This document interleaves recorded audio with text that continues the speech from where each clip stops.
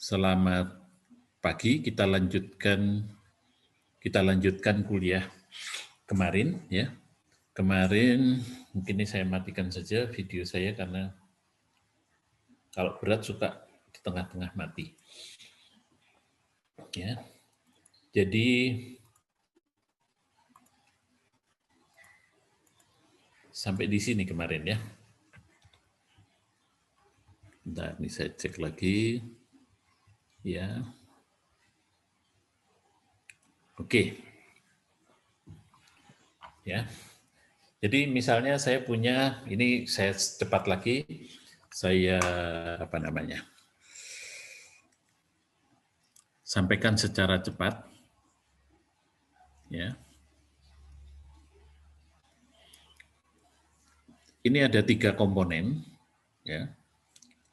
Yang pertama ini adalah furfural, kemudian ada air, dan ada etilen glikol.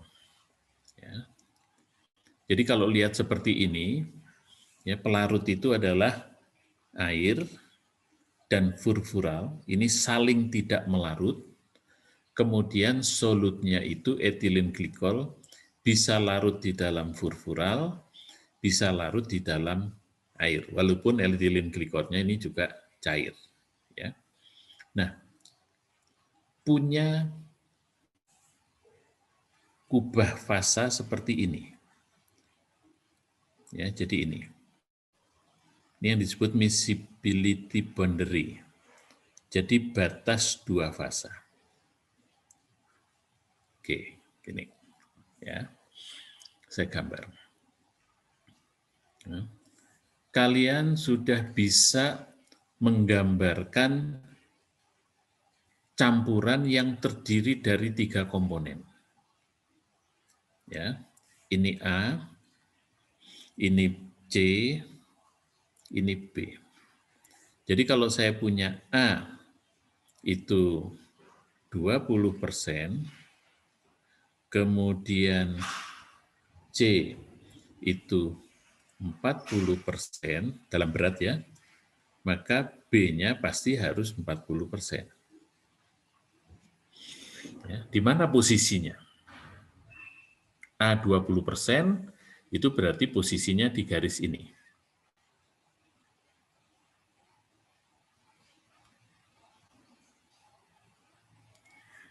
Karena ini mass fraction of A.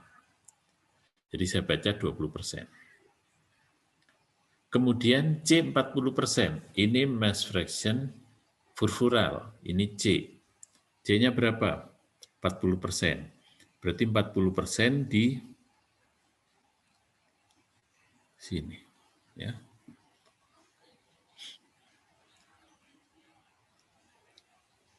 Bacanya di sini. Bentar, B-nya 40%. Jadi bacanya ke sini.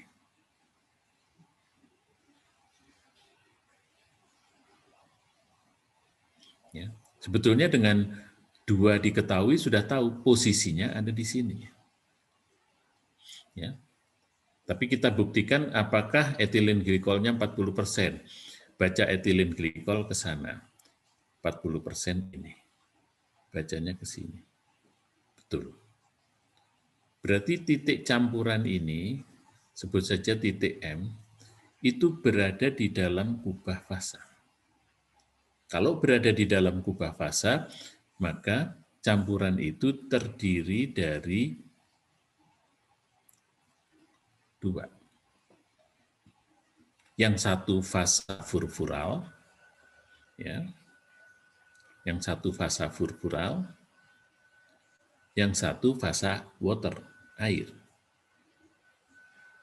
Nah, kita juga bisa menghitung ya, atau mengetahui berapa persen ABC di sini dan berapa persen ABC di sini.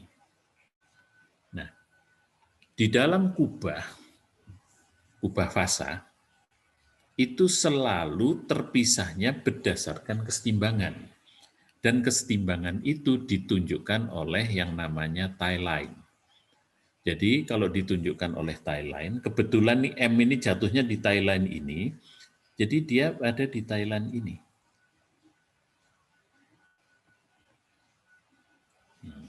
Ya, dia berada di Thailand itu, maka kita bisa sebutkan, maaf, ya, nggak apa-apa. Nih, jadi Thailandnya ini saya gambar lagi pakai garis yang lebih tipis. Ini Thailandnya ini. Maka yang satu ada di sini, yang satu ada di sini. Karena ini dekat dengan furfural, maka ini kita sebut fasa furfural. Katakanlah ini ekstrak, maka ini ekstraknya. Kalau sisanya ini rafinat, berarti ini rafinat. Sekarang saya mau baca berapa persen A dari rafinat. Tadi cara baca persen A, ya saya pakai warna lain. Cara baca persen A itu ke sana. Berarti di rafinat ini persen A-nya 30%.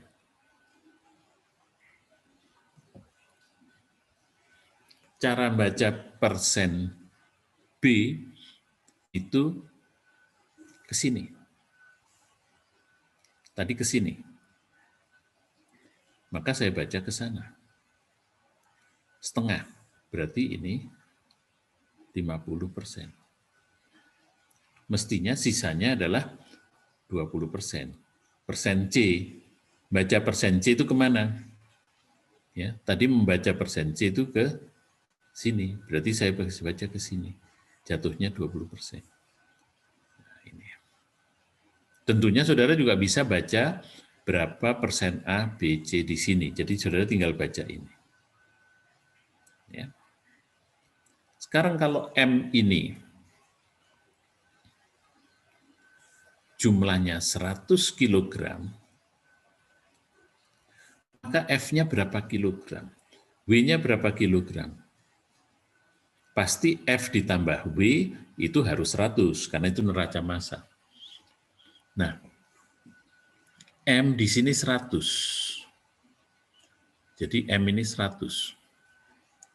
Maka panjang garis ini, dari ini sampai sini, itu merepresentasikan 100 kg.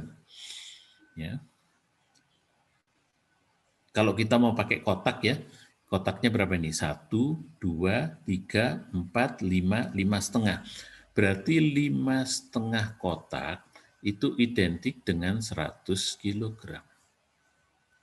Sekarang rafinat R itu direpresentasikan dengan panjang garis dari sini ke sini. Karena ini level arm. Jadi kalau R bacanya yang ini, E itu bacanya yang ini. Ya. Nah, R itu panjangnya berapa? Berapa kotak? 1, 2, 3, 3,5. Berarti ini merepresentasikan M, R itu 3,5, nggak tahu berapa kilogram, ini merepresentasikan R. Berarti R itu sama dengan, atau ginilah gampang, kalau mau gampang ya, R per M sama dengan R itu 3,5 cm atau 3,5 kotak, ini 5,5 kotak, berarti R itu sama dengan 3,5 dibagi 5,5 kali M. M-nya 100 kg, maka saudara bisa ketemu R. E-nya berapa ekstraknya? Tinggal 100 dikurangi R. Nah, ini cara membaca grafik 3 komponen. Ya. Nah, ini bacanya susah karena miring-miring, bisa salah. Ya, baca R itu kemana? Ya, misalnya ada di titik di sini. Baca furfural itu kemana? Ke sini atau ke sini? Itu kan bingung ya. Makanya kita lebih senang pakai diagram segitiga siku-siku. Oke, sampai sini ada pertanyaan? Itu kemarin yang mau ditanya, tapi karena waktunya mepet, ini. Oke? Jelas? Pak, mau ya, tanya. Ya. Satu-satu. Oh, oke, Berli. Ya, silahkan yang perempuan dulu tadi. Saya Silakan. Makanya Pak, kalau misalkan titiknya nggak pas di Thailandnya gitu, kita masih bisa menentukan komposisi rafinat sama ekstraknya nggak ya Pak? Bisa dengan cara interpolasi. Jadi interpolasi yang paling simple ya, paling cocok nih. Ini saya berikan gambaran. Saya beri sketch saja ya supaya enak. Maaf.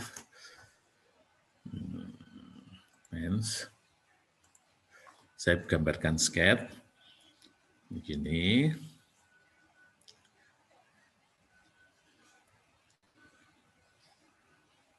Ini Thailandnya. Ini Thailand. Terus kalian punya titik di M sini. Ya. Gimana caranya untuk, jadi kalian harus cari Thailand yang lewat M. Nah, paling gampang, ini perpanjang Thailand ini. Perpanjang, Thailand ini juga diperpanjang, ketemu satu titik. Titik ini, dari titik itu, saudara bisa bikin Thailand. Nah, sini. Nah, berarti M ini akan terpisah, satu di sini, satu di sini. Ini cara interpolasi dua Thailand. Kalau kebetulan titik potongnya masih di dalam area yang saudara bisa jangkau. Kadang-kadang kita punya Thailand hampir sejajar. Ini dipanjangkan, ya, nggak ketemu-ketemu. Nah, bagaimana cara interpolasinya? Ya, intrapolasi antara kedua itu bisa kita lakukan bahwa perbandingan panjang ini dengan ini harus sama dengan perbandingan ini dengan ini. Tentunya perkiraan ya. Jadi kalau ini Thailand, ini kubahnya, ini ya, maka Thailand yang kita buat, misalnya ini, ya, panjang ini bundar terhadap kali harus juga sama dengan bundar terhadap kali. Itu aja. Oke, menjawab? Siapa tadi yang tanya? Ya Pak, terima kasih. Oke, tadi berikutnya ada yang mau nanya lagi, siapa? Maaf izin bertanya, kalau yang Ya. tadi kenapa dua fasanya tuh furfural sama Pak? Kenapa nggak furfural sama yang glikol atau air sama glikol? Oke, ini sifat alamiah. Kita tidak bisa melawan kodrat. Memang kalau furfural dengan air itu akan dua fasa. Seperti minyak dengan air, kenapa dua fasa? Kok nggak minyak dengan apa? Misalnya saudara punya cairan yang larut apa? Minyak air dengan etanol, kenapa cuma satu fasa? Itu sifat alamiah. Jadi kita tidak bisa itu. Nah, bagaimana mengetahuinya? Itu di kesetimbangan fasa. Jadi kalau saudara belajar termodinamika, saya bilang, saudara diajari cara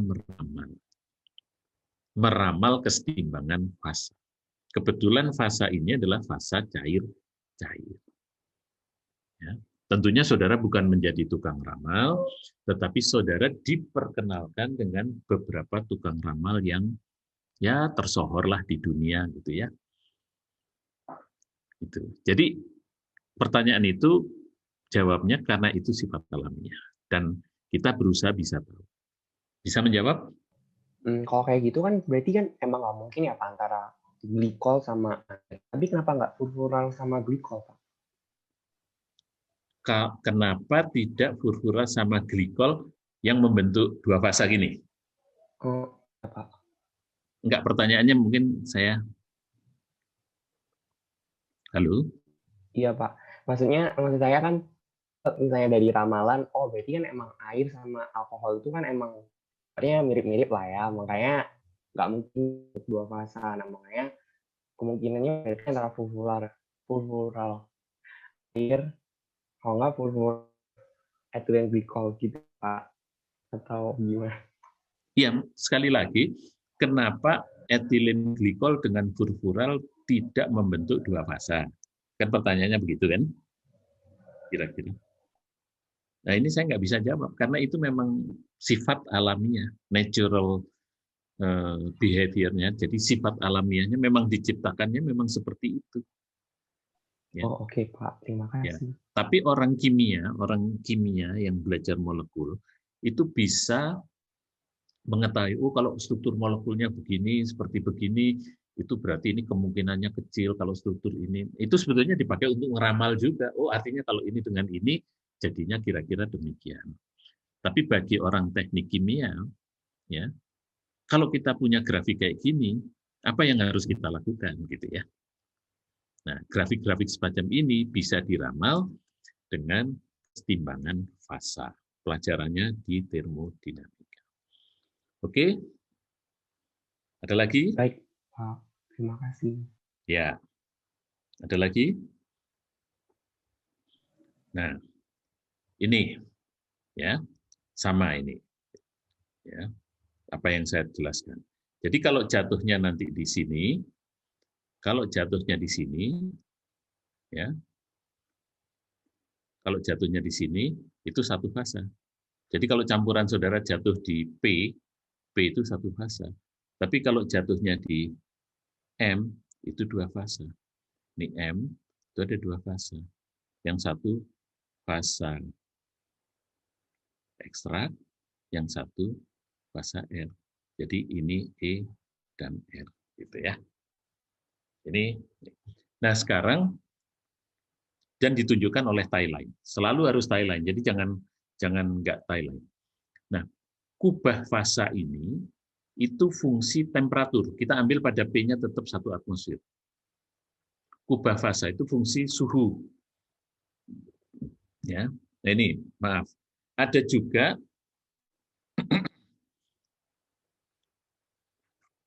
kubah fasanya seperti ini. Ya. Jadi gambarnya ini dan ini. Ada juga yang seperti ini. Ya. Jadi macam-macam gambarnya. Oke, sekarang kalau fungsi suhu, saudara bisa lihat kubah warna biru, kubah warna hijau, kubah warna merah. Ya. Kalau makin dingin, kubah fasanya makin gede. T1 itu lebih dingin daripada T3. Berarti untuk melakukan ekstraksi, kita lebih senang di T1, karena daerahnya luas. Kalau mau ekstraksi suhu tinggi, saudara daerahnya T3 ini kecil, cuma daerahnya segini. Tapi kalau mau pakai yang T1 ini, saudara punya daerah lebih luas lagi. Daerah untuk ekstraksi. Ekstraksi selalu di dalam kubah. Oleh sebab itu, cenderung ekstraksi itu berlangsung pada suhu rendah. Suhu rendah yang paling murah adalah suhu ruang. Karena kita nggak usah ngapa-ngapain. Kalau di bawah suhu ruang harus kita dinginkan. Jadi bayar. Nah, kalau bisa suhu ruang, kenapa harus kita dinginkan? Kira-kira begitu. Ya, jadi ekstraksi cenderung dilaksanakan pada suhu ruang. Ya. Nah ini, ya. Jadi kalau saudara melakukan ekstraksi, ya, pada temperatur T yang kubah fasanya seperti ini, maka fitnya bisa di sini. Itu nggak masuk di dua fasa. Jadi fitnya boleh di sini. Daerah fitnya luas. Kalau saudara fitnya di sini, dicampur dengan solvent, nah, hasil campurannya bisa masuk di dua fasa. Tapi kalau di sini, dia tidak masuk di dua fasa. Jadi ini batasnya. Kalau suhunya dinaikkan, saudara hanya bisa fitnya daerah sini. Kalau fitnya di sini, dicampur, tidak akan pernah bisa diekstraksi. Nah ini yang kita katakan, makin luas daerah ekstraksi, itu makin mudah kita mengekstraksi, ya umpannya. Oke, demikian juga di sini, ya. Kalau suhunya rendah, nih, Kalau suhunya 25 derajat, saya punya daerah ekstraksi yang luas ini, segini. Ya. Kalau suhunya 45 cuma segini. Ya. Nah, fungsi suhu sangat menentukan. Oke. Nah, sekarang coba kita ekstraksi ini. Ya. Ini contoh. Jadi harus punya diagram segitiga. Ya. Contoh, feed. Feed-nya 100 kg. Ya. Feed-nya 100 kg. Ini saya tulis A di sini. A, B, C. Feed-nya terdiri dari A dan C. 7:3. Berarti jatuhnya di sini. Ini feed-nya di sini. Karena ini 7:3, B-nya 0, berarti di garis sini. Berarti ini panjangnya 3, ini panjangnya 7. Ya. Ketemu dengan solvent murni. Solvent murni ada di B sini. Ini S-nya ada di sini. Beratnya 50 kg. Berarti sekarang saya hubungkan F dengan S. Karena hasil pencampuran, ini kalau ditulis ya, F ditambah S menjadi M. M itu ini. M akan terpisah menjadi E plus R. Ya. Karena ini F itu 100, S itu 50, maka F per S sama dengan 2:1. 2:1 jumlahnya 3. Berarti panjang garis ini saya bagi 3.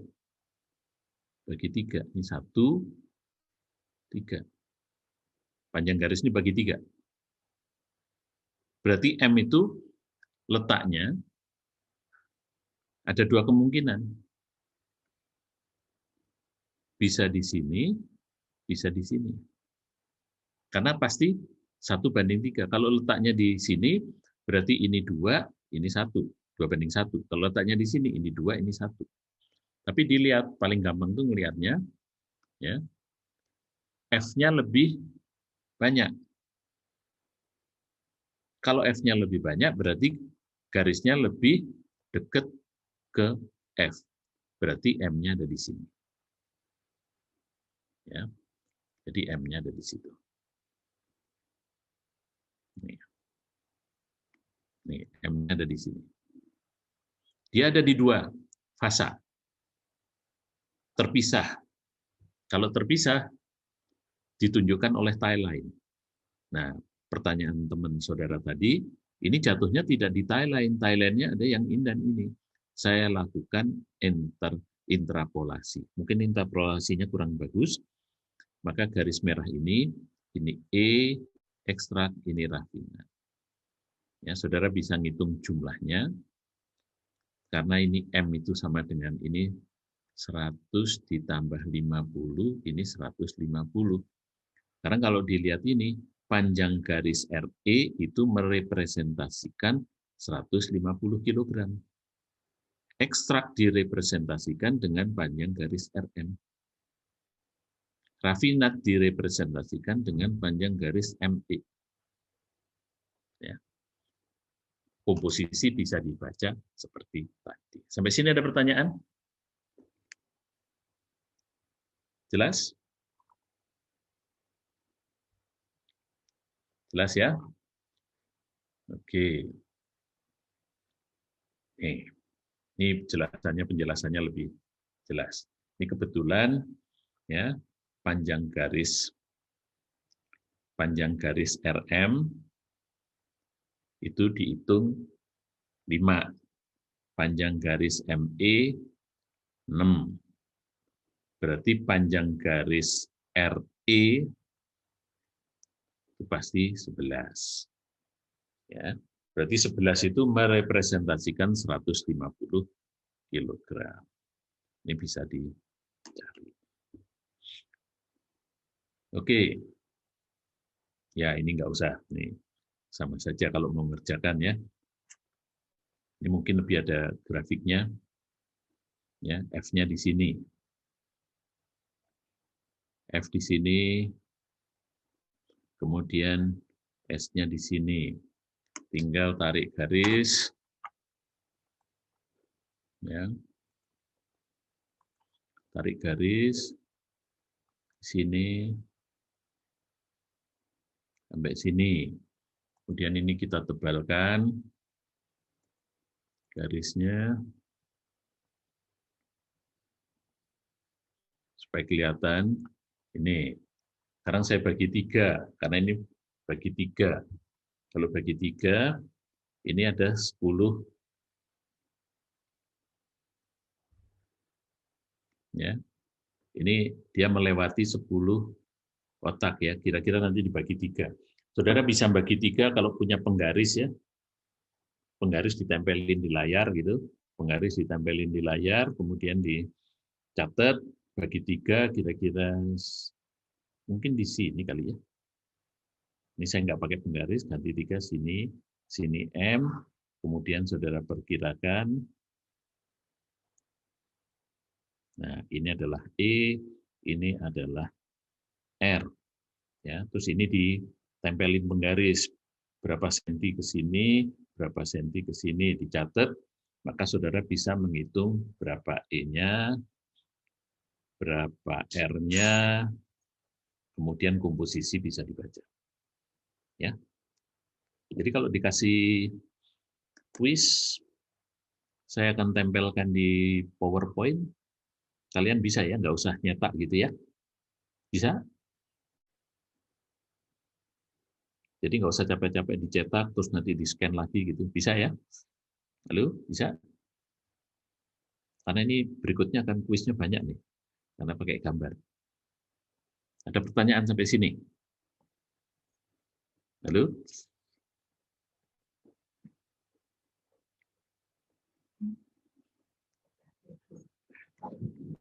Halo, tes? Halo. Ya, bisa, ya? Ya Pak, insya Allah Pak. Oke, nanti saya akan sebar kuis terus nih, tiap minggu minimal 2 kuis, ya. Karena harus gambar. Jadi saudara harus bisa pakai PowerPoint, ya. Ngitungnya boleh di kertas terus nanti dibuat. Tapi gambarnya itu nggak usah dicetak dulu, gitu, ya. Seperti ini. Ya, saya akan lakukan seperti itu. Kecuali kalau saudara punya usulan yang lebih bagus, tapi jangan yang nambah alat dan sebagainya, ya. Jadi kita manfaatkan yang itu. Oke, lanjut, ya. Nih, jadi gambar gini, kasih soal apa aja bisa. Kalau saya kasih soal begini juga harus bisa, ya. Ini fit, ini M1, di sini S, di sini S itu akan menjadi R1, ini menjadi, balik. Solvent itu menjadi ekstrak. Ini menjadi E1, ini menjadi R1, ini di M2 tambah S, ini menjadi E2, ini menjadi R2. Bisa, ya, mengerjakan ini. Misalnya fitnya di sini, ketemu dengan S. Ini S-nya di sini. Ya. Misalnya 50% bagi 50%, M1 di sini. Kemudian kita tie line-nya, gambar di sini tie line-nya. Berarti ini adalah E1, di sini R1. Kemudian R1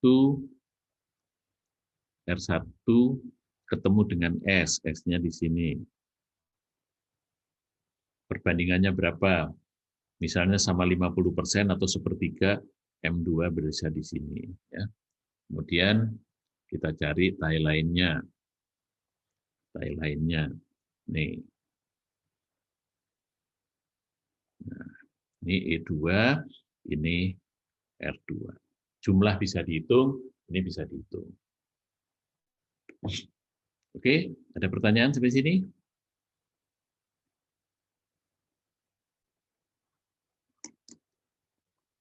Baik, kita lanjut ke yang proses yang lebih rumit. Maaf Pak, izin bertanya. Ya, silahkan. Yang gambar ini sebenarnya R-nya itu ke kiri atau kanan ya Pak? Soalnya tadi bukannya ke kanan ya Pak, R-nya. Kenapa?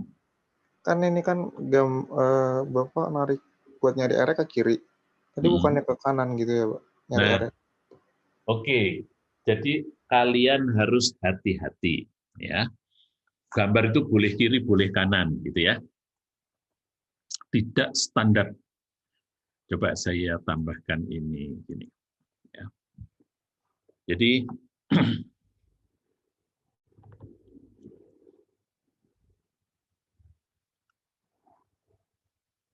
mana? Sebentar, saya ini. Kalau A itu fitnya, ya, fitnya itu terdiri dari A dan C. C itu solut. Misalnya solutnya 30%, pelarutnya 70%. Kemudian solvennya itu B. Ya. B-nya 100%. Nah, kalau gambarnya seperti ini, ya, berarti pelarut itu, solut itu adalah sesuatu yang akan melarut. Berarti pelarutnya sebetulnya dua, pelarut A dan pelarut B. Kalau A saya letakkan di sini, B saya letakkan di sini, solutnya ada di sini. Pelarut ini harus partially miscible, jadi melarut sebagian. Jadi paling gampang itu gambar aja gini. Ya. Ini daerah dua fasa ini. Ini daerah mungkin berarti antara A dan B itu melarut sebagian. Kehadiran C menguranginya. Jadi kubah fasanya menjadi seperti ini. Di titik atas ini itu plate point. Ya. Komposisinya sama. Nah, kemudian ini tie line-nya seperti ini. Oke. Ini dekat ke A. Jadi daerah ini dekat ke A. Maka daerah ini akan jadi ini. Sedangkan daerah ini dekat ke B. Kalau dekat ke B berarti B-nya banyak. Berarti nanti setelah ini diekstraksi, itu kita punya campuran, ya, yang mayoritasnya A dan mayoritasnya B. C-nya itu pindah ke sini. Di sini ada B sedikit, di sini ada A sedikit. Berarti mayoritas B itu asalnya dari sini. Ini namanya ekstrak. Mayoritas A itu asalnya dari sini. Ini namanya rafinat. Berarti kalau melihat seperti ini, fasa rafinat ada di sini. Makanya ini namanya R, letak R di sini. Ini fasa ekstrak. Ini fasa ekstrak. Jadi tergantung lihat gambarnya. Oke, setuju? Dari sini? Jadi kayak ngelihat itunya Pak, kayak misalkan dia ngelihat posisi AB-nya terus dia pindahnya kemana gitu ya Pak? Betul. Oke. Nah, sekarang saya ngerti kenapa kalian nanya itu, karena tadi saya memberikan ini, yang furfural. Ya. Nah, ini. Wah, gambarnya coret-coret, nggak apa-apa. Ya. Ini bagus nih, untuk dijelaskan. Ya. Nah, ya. Saya gambar di sini.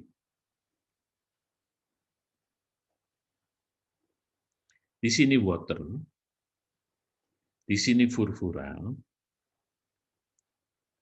di sini etilen glikol. Ya. Kemudian kubah fasanya begini.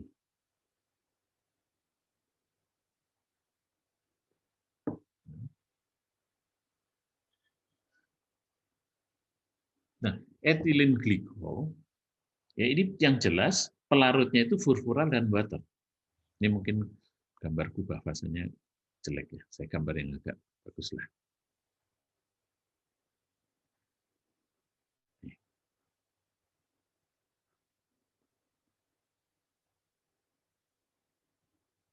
Ini, ya.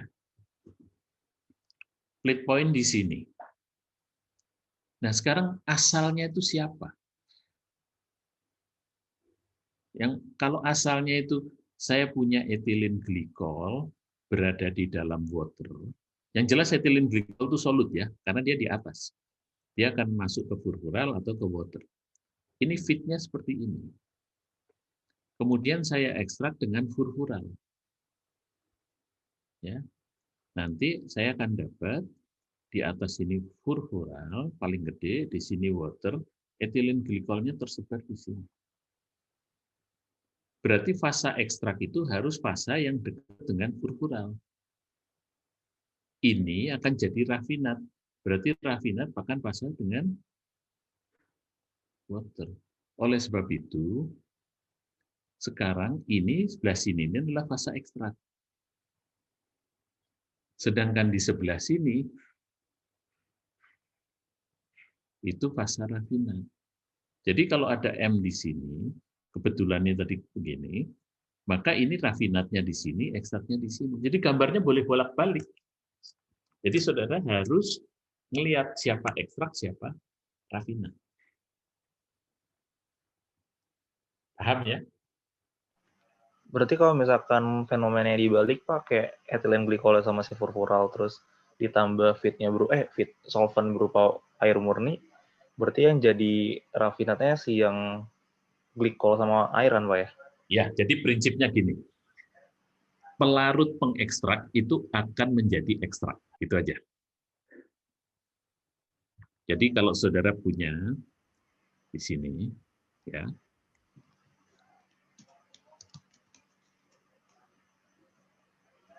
ini paling gampang. Ini saya punya solut S di dalam furfural. Berarti ini fit. Terus mau diekstrak dengan water. Ini seandainya bisa ya. Terus nanti si S ini akan pindah ke sini kan? Betul kan? Ini namanya ekstrak. Fit yang sudah dikurangi ininya, dikurangi S-nya, itu menjadi rafinat. Jadi jangan terpaku dengan posisi ya. Posisi di dalam diagram segitiga. Harus lihat peristiwanya seperti apa. Oke, menjawab ya? Ya Pak, terima kasih Pak. Oke, bagus. Jadi memang bolak-balik ini. Ya, kebetulan ini memang sengaja dikasih contoh seperti ini. Nah, sebelah sini tadi kan saya katakan saudara mungkin karena lihat ini di sini ekstrak, di sebelah kanan rafinat. Kenapa tadi saya menerangkan kok dibalik begitu ya? Sebelah sini ekstrak, kok sebelah sini rafinat. Gitu. Ya, ini. Halo Pak, Ya, silakan.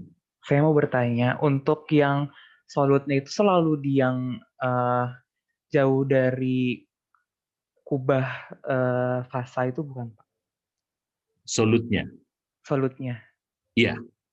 Jadi prinsipnya itu kalau di dasar, biasanya gambarnya di dasar. Tapi bisa aja ini diputer-puter ya. Diputer-puter misalnya ini.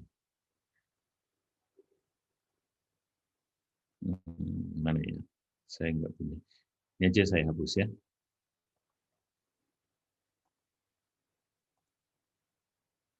Ini saya buka lagi. Mudah-mudahan betul. Sorry. Ya.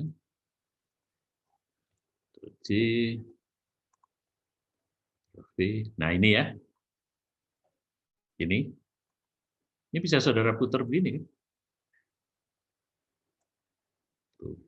Boleh aja kan jadi segitiga begini.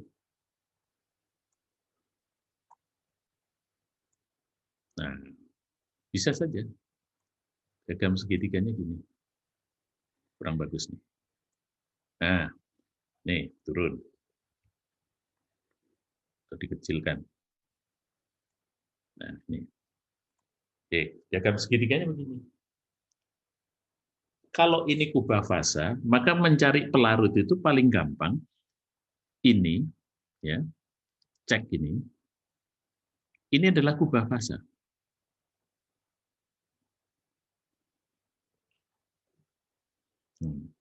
Kemudian garis ini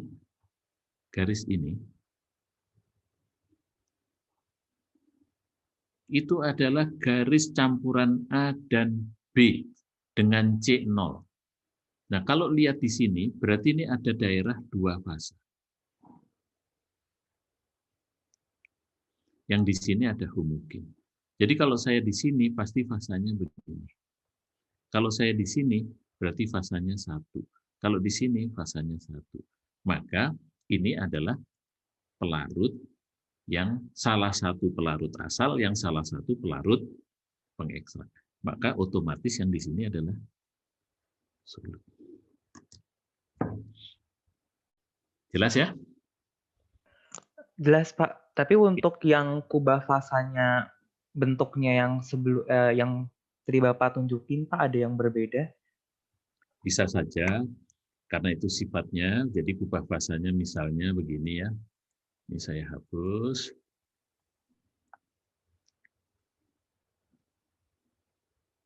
Bisa saja ini kubah fasanya. Wah, ini saya gambarnya dari Visio pindah ke sini. Jadi ini gambar ini nggak bisa diotak-atik. Tapi bisa saja saya sampaikan kalau kubah fasanya ini gini.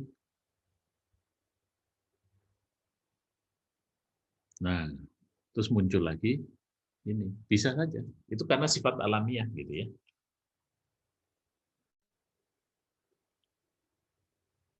Jadi tetap di sini solid gitu ya. Oke? Baik, Pak. Terima kasih, Pak. Oke. Ya, kita lanjut. Nah, ini nggak usah, ini sudah bisa ya. Saya kira tadi contoh. Nah, diagram ini jauh lebih enak. Bacanya lebih enak. Sebab kalau saudara diagram gini, tadi bingung ya, baca C kemana, baca ini. Kalau ini jelas, diagram begini ini sangat jelas. Jadi sering sekali kita menggunakan diagram dalam bentuk seperti ini. Karena apa? Karena kita baca ini titik 0, ya, di sini titiknya 1 kalau dalam fraksi, atau ini 100 kalau dalam persen, ini 0, ini 100. Jadi ke sini itu membaca persen berat C, ke sini B. Sedangkan A nggak usah dibaca. Karena itu dependen, pasti sisanya, jumlahnya harus 100%. Jadi diagram segitiga siku-siku itu jauh lebih bagus. Contoh ini ya. Contoh ini. Ya. Saya punya 100 kg feed. Airnya 40%. Furfuralnya 0%. Ya. Ethylene glikolnya sini. Ini mass fraction of ethylene glycol. Ya. Dari sini 60%. 60% berarti titiknya di sini. Kemudian airnya 40%. Furfurannya 0. Ini furfurannya 0. 0 itu ada di sini. Berarti feed letaknya di sini. Feed. Kemudian dicampur dengan furfural 100%. Berarti letaknya di sini. Ya. Kemudian saya hubungkan garisnya.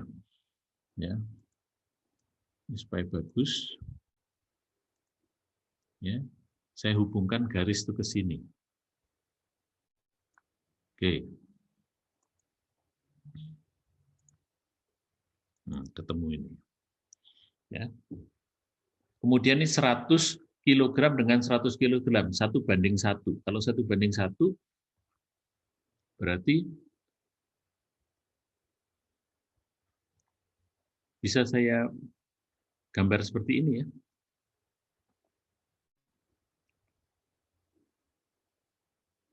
Nah, letak M di sini. Kemudian saya bikin tie line, sedikit interpolasi ini ya, di sini. Ini tie line-nya ini, mungkin ini. Tie line-nya ini. Ini E, ini rafinat. Enak sekali ini bacanya. Berapa rafinatnya? Komposisinya. Tinggal dibaca ke sini. Ini komposisi glikol. Ya. Jadi etilen glikolnya 0,49%. Baca ke bawah, ini 0,18, itu furfuralnya. Furfuralnya 0,18. Waternya berapa? Tinggal sisanya aja 1 kurangi ini. Ketemu. Ini bacanya lebih enak. Dibandingkan yang tadi miring-miring, kemana ya miringnya, bacanya, dan sebagainya, nggak susah. Nah, oleh sebab itu kita lebih suka menggunakan diagram segitiga siku-siku. Ini teknik aja untuk mempermudah. Oke, ada pertanyaan sampai sini? Gampang ya?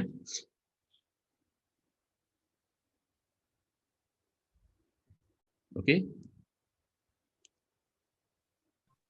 Ada Pak, mau pertanyaan? bertanya, Ya, silakan. yang nentuin titik M-nya itu emang seharusnya dari 0,5 di bawah atau harusnya di tengah-tengah garis biru ya, Pak? Ya, ini Soalnya, di tengah-tengah garis biru, tapi kan saya menggunakan pengetahuan diagram segitiga. Ini kan satu di sini, sorry, jelek gambarnya. Ini. Ya. Ini cuma pengetahuan aja, pakai penggaris bolehlah kalau kamu ragu-ragu. Ya, kalau saya punya diagram segitiga begini, ya. Terus ini ada garis. Kalau ini titik tengah, berarti kalau saya lihat segitiga ini, ya, ini saya tarik ke sini.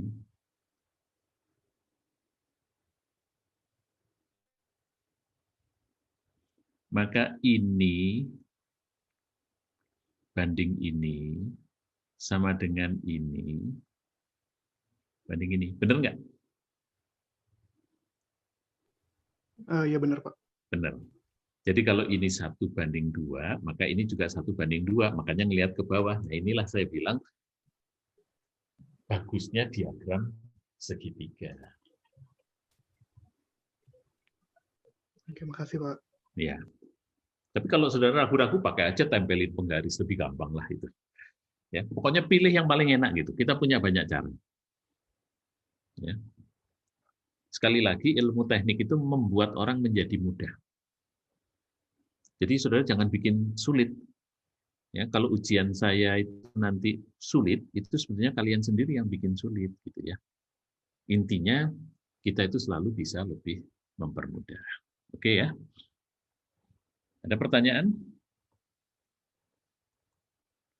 Oke, ini kalau 2 tadi sudah, ya, nggak usah diceritakan lagi. Ini sudah, ya, F campur ini. Cuma ini sekarang di diagram siku-siku. Oke, sekarang kita masuk ke multi-state continuous. Ya. Ekstraksinya multi-stage. Jumlah tahap. Ya. Kalau continue, itu berarti feed dan solvent dua-duanya jalan. Dan tahapnya banyak. Nah, konfigurasi pertama itu adalah co-current. Ya. Jadi si solvent itu berjalan ke kanan, karena tahapnya saya pasang ke kanan, si feed juga pasang ke kanan. Jadi di sini solvent dicampur dengan feed menjadi di tahap 1 tentunya akan menjadi M1.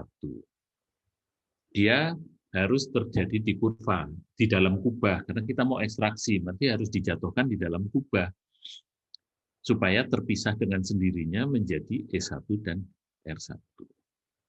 Berikutnya dicampur lagi, dan seterusnya. Ini namanya co-current. Nah, apakah co-current itu bagus? Kita cek di sini. Ya. Kita cek. Feed. Ya. Feed itu umumnya terdiri dari A dan C. Jadi saya punya feed, ini solutnya, katakanlah C-nya 30%, A-nya 70%, mau diekstraksi dengan solvent yang B murni, B 100%.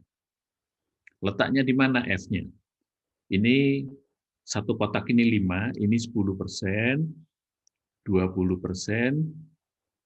30%. Berarti F letaknya di sini. Solvent 100% letaknya di sini. Pencampurannya pasti di garis itu. Ya, garis ini.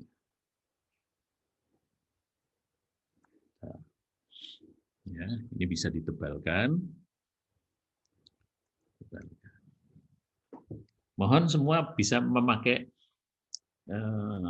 saya kira semua bisa pakai PPT, tapi juga mendayagunakan gambar ya, supaya nanti kuis segala macam itu enak. Seperti ini. Letaknya di mana? Bergantung dari perbandingannya. Oke, misalnya perbandingan itu menyebabkan titik M itu jatuh di sini. Ini M1. Di dalam kubah, maka dia akan terpisah menjadi E1 dan R1. Mana titik R1 dan E1-nya? Kita lihat di sini. Ini kebetulan ya memang saya jatuhkan di ini ya. Nah, ini jatuhnya di sini. Ini adalah tie line-nya.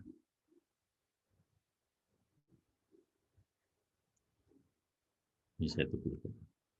Ya. Maka E1 itu ada di sini. Ini E1, ini R1. Oke. Ingat? Ya, ingat?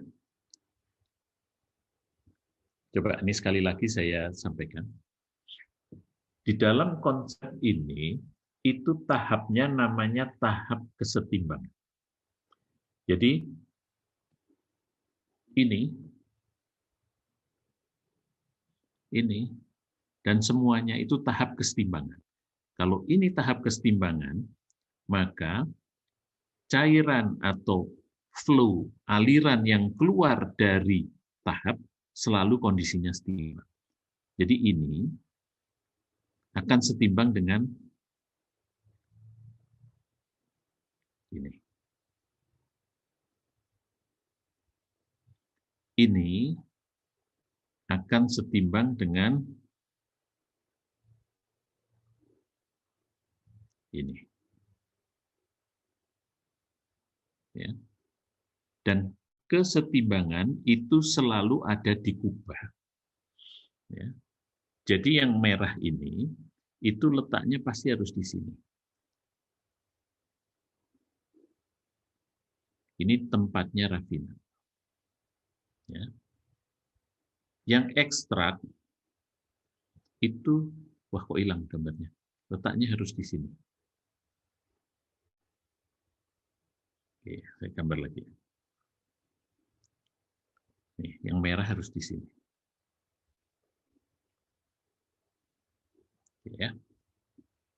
Ini bukan di garis ini. Jadi ingat. Karena itu kubah fasa.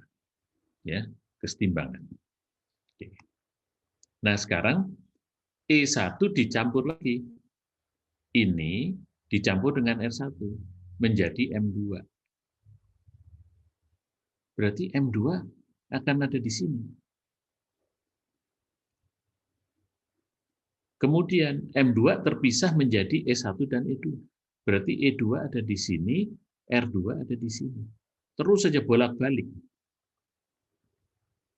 Berarti sebetulnya tahap yang ke sini itu nggak ada gunanya. Karena tidak menghasilkan proses pemisahan. Ya. Itu hanya mencampur dari titik ini dicampur dengan titik ini, menghasilkan ini, kemudian terpisah ke situ lagi, bolak-balik, bolak-balik. Ini kalau secara praktek, itu tidak ekonomis. Cuman buang-buang biaya, harga alat, pengerjaan, waktu, tapi nggak dapat hasil. Hasilnya itu juga. Oleh sebab itu, proses ini tidak mungkin dilaksanakan di dalam praktek. Tentunya praktek komersial ya. Kalau praktek di laboratorium buat mahasiswa itu mungkin saja terjadi karena proses ini hanya untuk melatih cara berpikir ya. Jadi bisa di laboratorium. Tapi kalau di dalam praktek ekonomi komersial itu pasti nggak akan dipraktekkan karena rugi. Jadi multi-state continuous concurrent itu kita tidak bahas. Sampai sini ada pertanyaan? Tes, ada pertanyaan?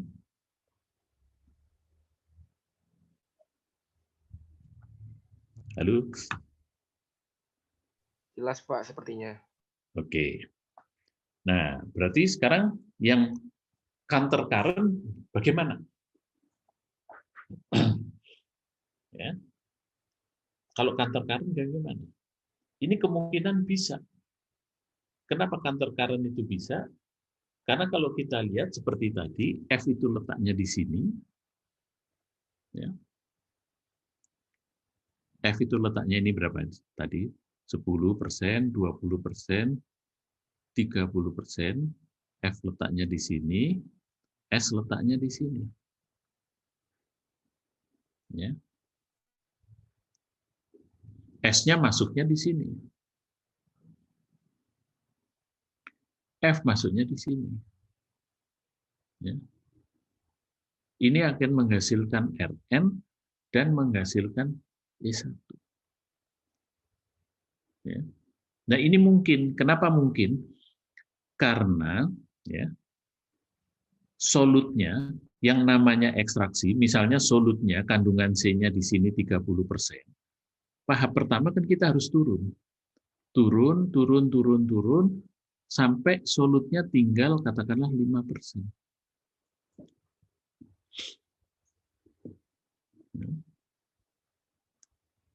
Ini letaknya harus dikubah sini.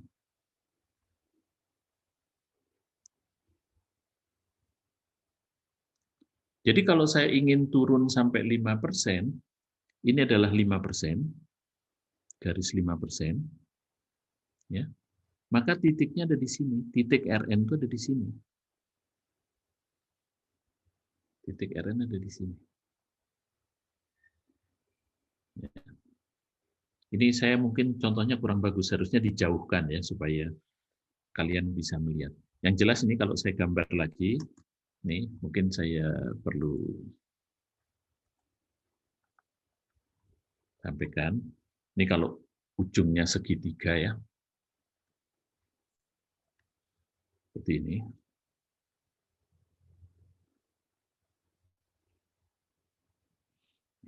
Ini agak saya jauhkan ya.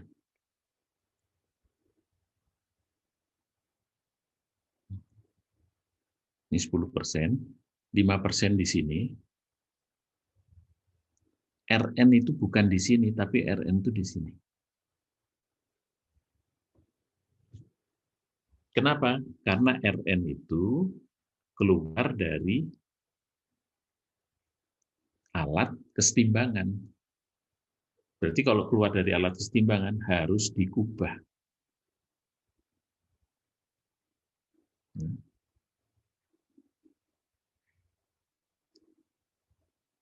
Ini harus dikubah.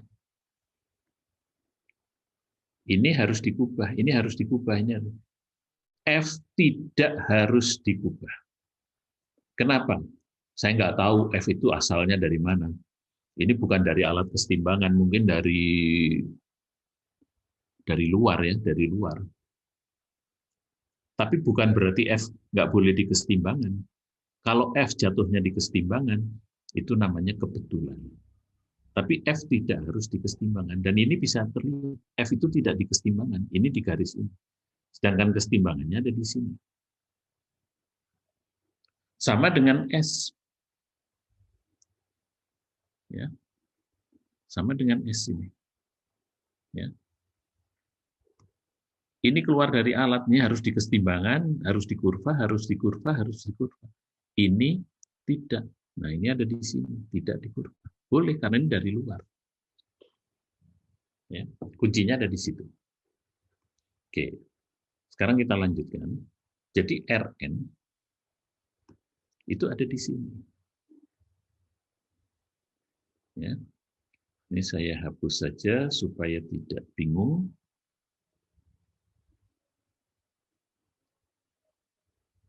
Nah, ini R. Sekarang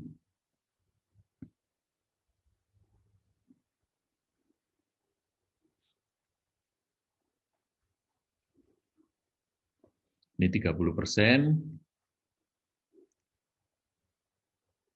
ini 5%. Ya. Sekarang saya buat envelope ini.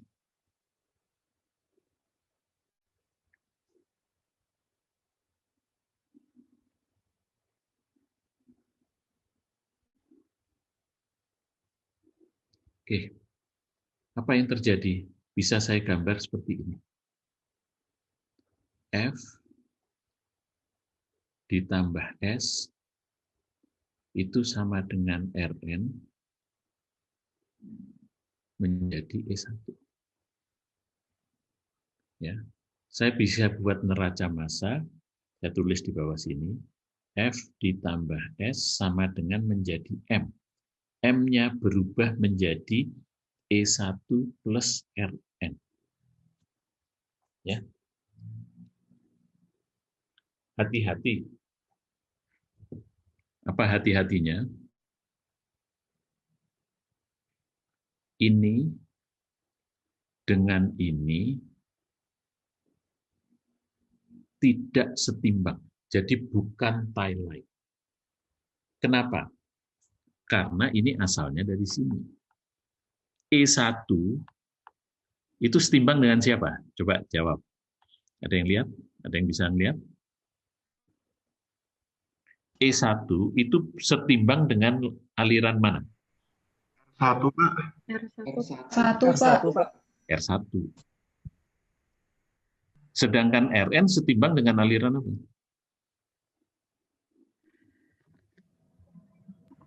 Dengan EN. EN, Mbak. Dengan E. Berarti wajar. E1 dengan Rn itu bukan setimbang ya. Jadi ini bukan tie line. Hubungan antara E1 dengan Rn tidak di tie line. Rn berhubungan dengan tie line kalau dapat En. E1 hubungan tie line-nya mendapatkan R1. Jadi sekarang ini hubungan neraca massa biasa. Kalau hubungan neraca massa biasa, ya kita tinggal tarik saja. Ini kan F ditambah S jadi M. Jadi kita tarik aja garisnya. Berarti letak F dan S itu harus di sini.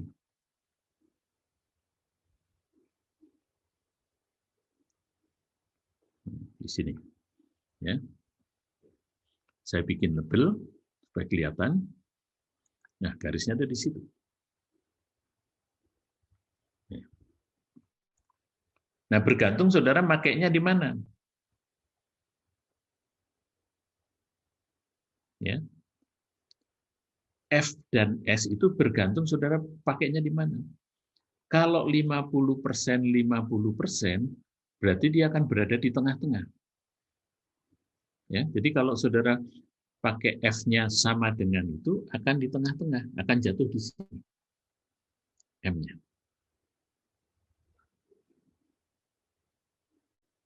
Tapi kalau saudara pakai 25% dan 75%, maka jatuhnya akan di sini.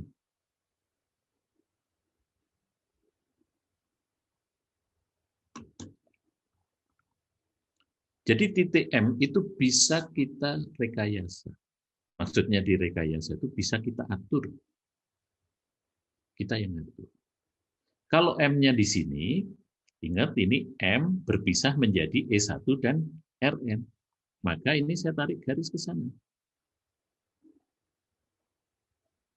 E1 harus dikubah. Maka E1-nya ini.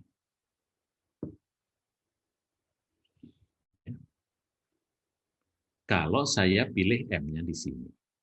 Sekarang kalau saya pilih M-nya di tempat lain, misalnya saya pilih M-nya di sini. maka E1-nya ada di sini. Kalau saya pilih M-nya ada di sini, maka E1-nya ada di sini. Ini sebetulnya menghitung neraca massa. Kan saudara kalau menghitung neraca massa kan pasti ini, F ditambah S sama dengan M ditambah yang 1. Kalau F-nya diketahui, E-nya diketahui, maka ini bisa dihitung posisinya. Oke, dari sini ada pertanyaan?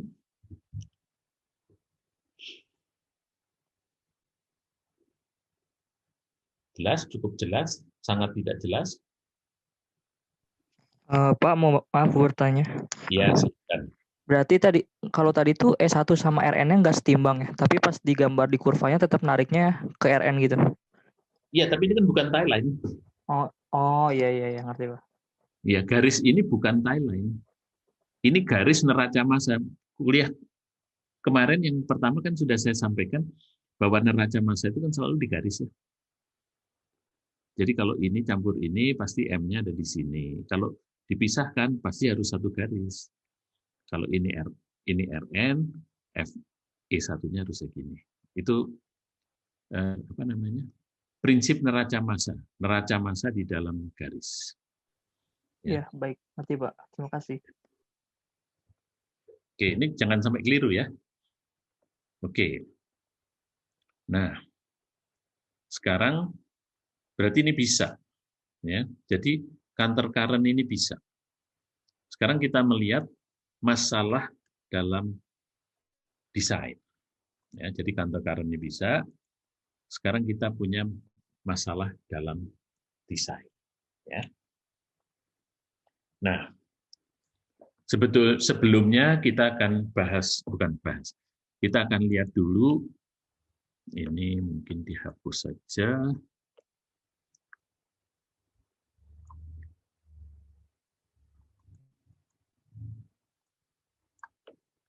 Oke, saya mau pindahkan ini.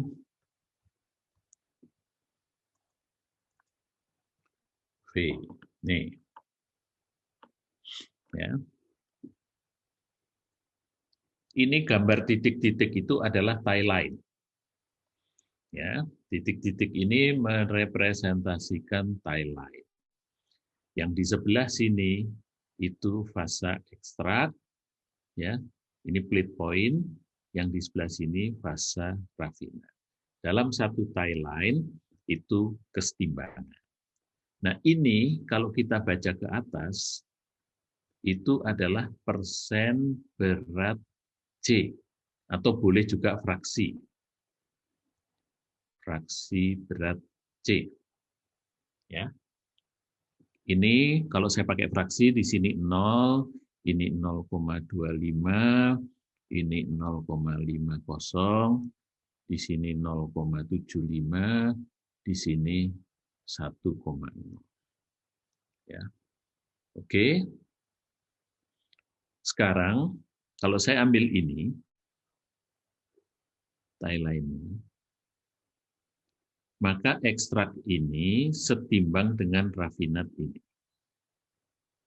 Nah, kalau ini saya baca ke kiri, saya pakai garis saja supaya mudah. Ya, kalau saya baca ke kiri, ini garis datar.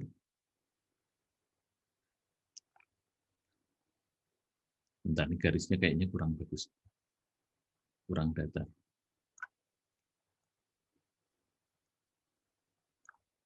Oke, saya pertebal garisnya. Oke. Nah, kalau saya baca ke kiri, maka saya akan dapat waktu baca di sini, mungkin satu lagi ya. Ctrl C, Ctrl V. Ini.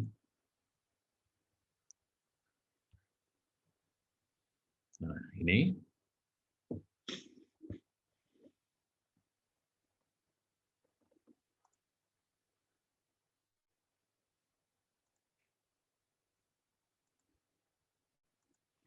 Ya.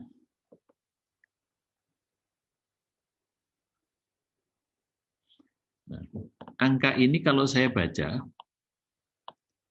itu 0,27. Kalau angka ini dibaca ini 0,13. Jadi ini kalau digambar, ini ada kesetimbangan yang bawah rafinat, yang atas ekstrak. Ini fraksi C-nya, fraksi C itu adalah solut. Fraksi solut di ekstrak adalah 0,27. Fraksi solut di rafinat 0,13. Ya, karena kan kita mau mengambil solut. Ya. Ini saya beri simbol X kecil kalau di ekstrak. Sedangkan untuk di rafinat, maaf saya balik-balik. Salah. Di ekstrak saya beri simbol Y, di rafinat saya beri simbol X.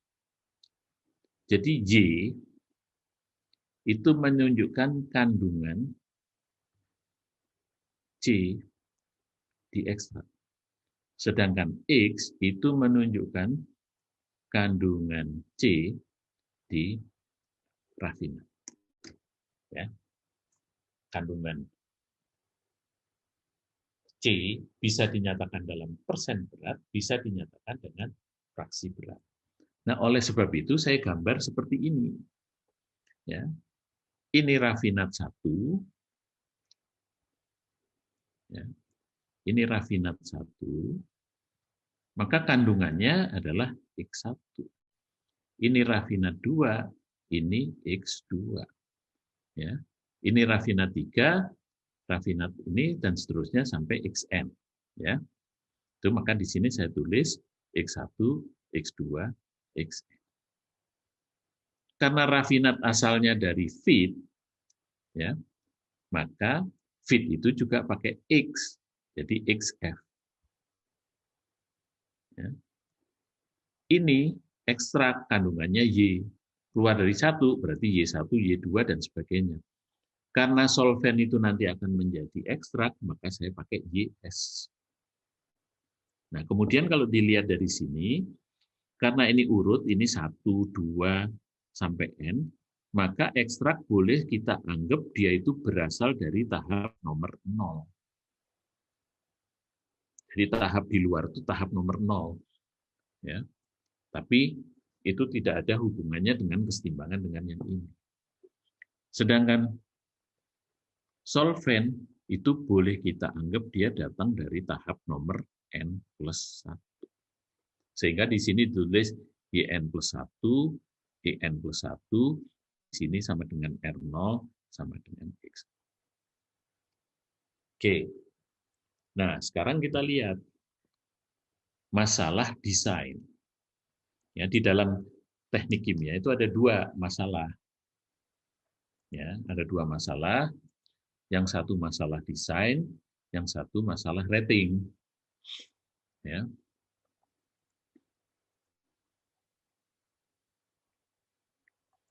Nah, masalah desain itu saudara dikasih, saya pengen ini, bagaimana alatnya. Ya, saudara sudah ada tugas TC, sekarang ada lagi tugas PC. Trikolom, pekolom, dikasih problem, keluar dengan alat. Ini namanya masalah desain. Nah, ini lebih mudah. Kalau nanti saudara sudah bekerja, katakanlah saudara bekerja di pabrik, apakah Pupuk Ujang, atau di LNG Plant, atau di Krakatau Steel, atau di Chandra Asri, alatnya sudah ada.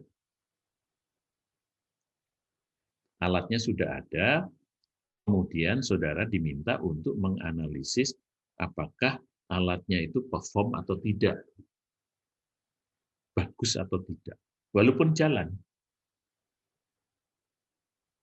Alatnya jalan, produknya on spec. Ya. Mungkin saya ibaratkan begini. Saudara punya sepeda motor.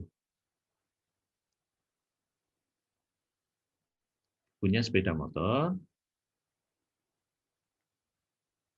Ya, waktu beli, ini rumah saudara, tempat kos saudara, terus ini kampus. Ya. Saudara jalannya itu terus. Waktu sepeda motor saudara beli, ya, itu 1 bulan, saudara hanya beli bahan bakar 5 liter. Tapi kok sekarang 1 bulan, bahan bakarnya 10 liter. Ini menunjukkan bahwa sepeda motor saudara itu performance-nya menurun. Tapi tetap jalan. Dinaikin enak, dibawa kenceng masih bisa, ya. Nggak ada masalah. Cuman kok sekarang boros. Nah, industri juga begitu. Ini namanya masalah rating. Ya. Jadi ini masalah desain, ini masalah rating. Nah, kita mengajarkan yang masalah desain, ini advance lah nanti itu. Ya. Jadi sekarang kita bicara masalah desain. Ya. Nah, masalah desain di sini apa yang jadi problem? Ya. Apa permasalahannya? Ya. Permasalahannya itu kalau saya punya fit, ya, kandungan C-nya 30%,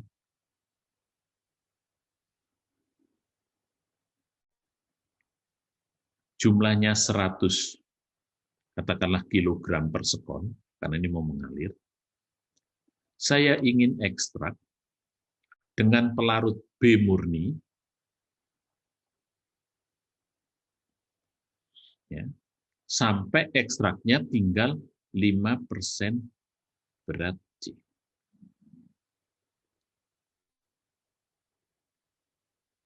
Tentu ada 2 pertanyaan. Berapa solvent yang saya butuhkan? S-nya itu berapa kilogram per sekon? Dan berapa jumlah tahap yang diperlukan? Dan ternyata antara ini dengan ini itu saling terkait. Ya, ini nanti saudara bisa hitung degree of freedom-nya berapa. Ini jelas degree of freedom-nya 1. Saya bisa menghitung N kalau S-nya diketahui. Ya, itu masalah rancangan. Tapi kalau N-nya ada 5, S-nya berapa yang benarnya? Nah, itu masalah rating. Sekarang kita masalah rancangan dulu. Kita pasti akan mengetahui berapa S-nya. Karena S itu solvent, harganya mahal, maka saudara pasti pengen sesedikit mungkin. Karena kita komersial. Kalau pakai S-nya banyak, hambur. Mahal, biaya operasi tinggi. Oleh sebab itu, dalam masalah perancangan, nanti kita harus bisa menghitung S minimum.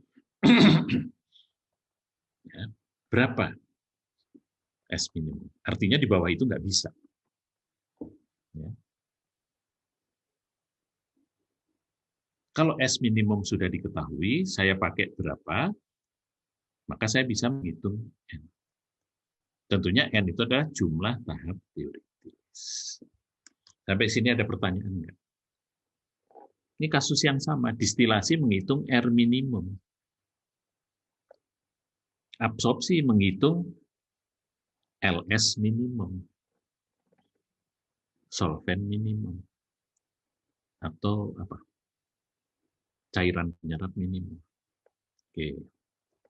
Udah ujian absorpsi belum ya? Halo, tes? Sudah, Pak. Sudah, Pak. Nah, menghitung LS minimum enggak? Menghitung, Pak. Minimum. Ujian distilasi juga menghitung R minimum ya. Tugas saudara TC juga hitung reflux minimum kan. Baru bisa mengetahui ini. Ini sama, prinsipnya sama. Oke, ada pertanyaan sampai sini? Nah, supaya gampang, kita kesampingkan dulu menghitung S minimum. Kita sudah tentukan misalnya S-nya diketahui. Oke, kalau S-nya diketahui, ya, maka kita bisa menghitung E1. Ya, saya pasang lagi di sini. Ini aja tadi. Sorry, saya pasang di sini. New, ini, kemudian saya ambil ini, C, V. Saya bikin sketch saja supaya cepat, ya. Oke. Pens, ini seperti biru. Saya punya diagram segitiga. Nih. Sementara timeline-nya nggak saya pasang ya. Supaya nggak ruwet. Oke. Ini saya mau 30%. C. A-nya 70%. Berarti letaknya di sini. F letaknya di sini. Ini pengennya C-nya 5%. Ambil 5%. RN-nya di sini. Solvennya 100% B. Berarti solvennya ada di sini. Oke. Saya buat tarik ini. Ya. Ini kan saya buat begini. Ini M, ini F, ini RN, ini S, ini E1. Ya, 3 titik ini sudah terdefinisi. F-nya tahu, RN-nya tahu, S-nya tahu. Kalau hitungan neraca massa ketemu, kita juga ketemu. Kalau F dan S tahu, M-nya tahu. Sebut saja M-nya di sini. Tidak perlu timeline. Kemudian saya bisa dapat, oh maaf, F-nya kurang dekat ke I. Apa namanya? Ininya. Ya. Ini M-nya di sini. Ya. Dan saya tarik ke sana.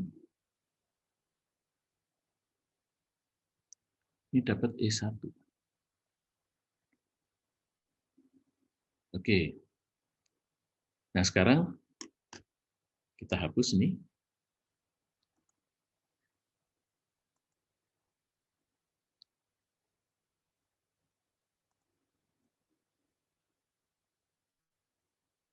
Ya, saya hapus. Ya. Ini saya hubungkan. Ya. Ini saya hubungkan.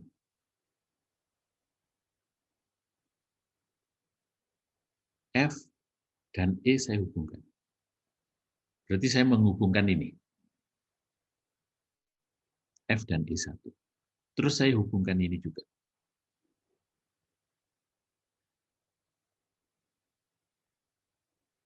Nah, ini saya perpanjang.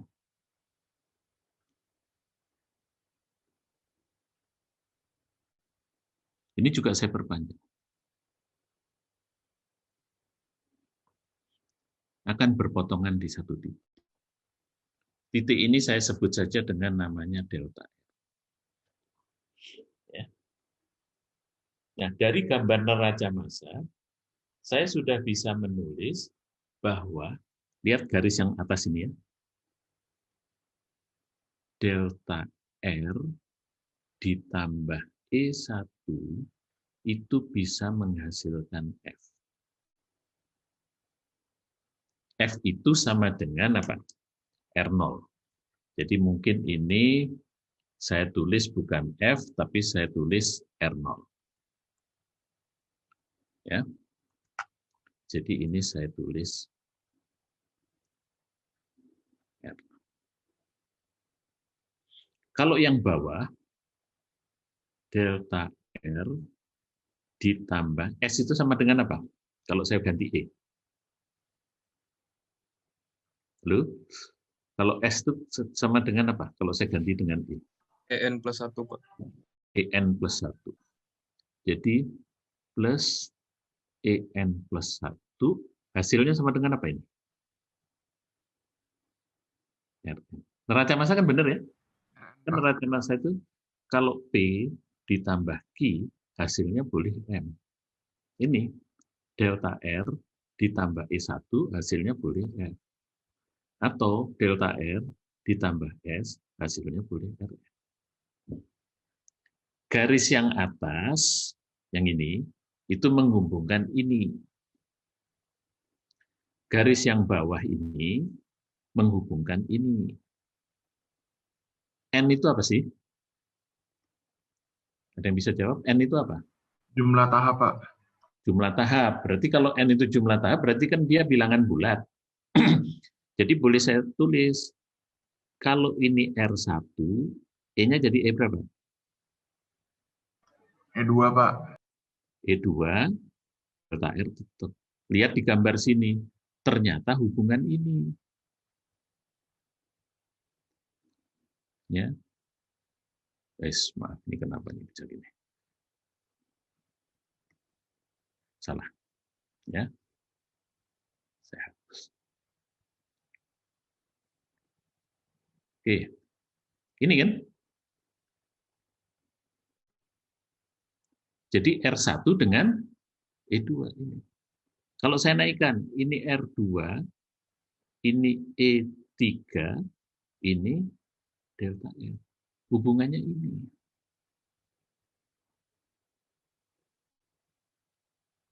Jadi titik delta R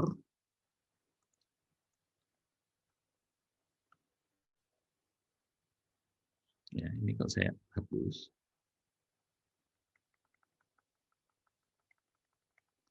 Titik delta R itu menghubungkan aliran antar fasa.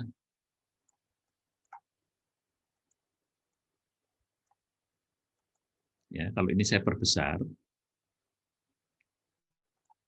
Maaf. Ini saya perbesar. Ya. Coba lihat. Yang pertama ini. Garis ini. F dengan E1 lewat delta R. Ini F dengan E1. Ini kalau diperpanjang menuju delta R. S dengan delta R, dengan Rn. S dengan R. Kalau diperpanjang, ketemu delta R. Sekarang persamaan ini, R1 dan E2. Mana R1? Ini, E2. Ini kalau diperpanjang, menuju ke delta R. E3, R2. E3, R2. Diperpanjang menuju ke delta R. Jadi aliran antar fasa. Karena ini kan menunjukkan komposisi kan. Aliran antar fasa itu menuju ke delta R. Nah, sekarang analisis berikutnya kita lihat begini. Kita start dari feed. Ya. Saya start dari feed. Yang namanya ekstraksi itu saya start dari 30% mau ke 5%. Jadi mau jalan ke kanan. Tapi jalannya harus nggak bisa langsung, tapi harus gini. Ya. Sekarang F ke E1. F posisinya di sini. Saya menuju E1. Dapatlah ini. Harus lewat delta R. Oke.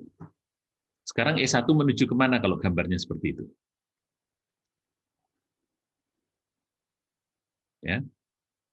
Bisa ada yang jawab? Jadi, saya dari F udah ke E1. Terus saya mau ke sini. Yang jangan ke sana, berarti harus ke sini. Dari E1 menuju R1, caranya gimana? Hubungan E1 dengan R1 ditunjukkan oleh apa? Tie line, Pak. Tie line. Berarti saudara harus cari tie line yang lewat E1. Ya. Cari tie line yang lewat E1. Misalnya tie line-nya ini. Berarti ini apa? R1, Pak. R1. Berarti ini R1. Oke. Sekarang saya mau ke sana.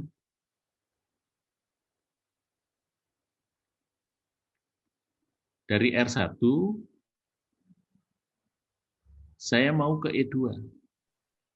Dari R1 mau ke D2. Lewat apa? Delta R, Pak. Jadi cari dari delta R,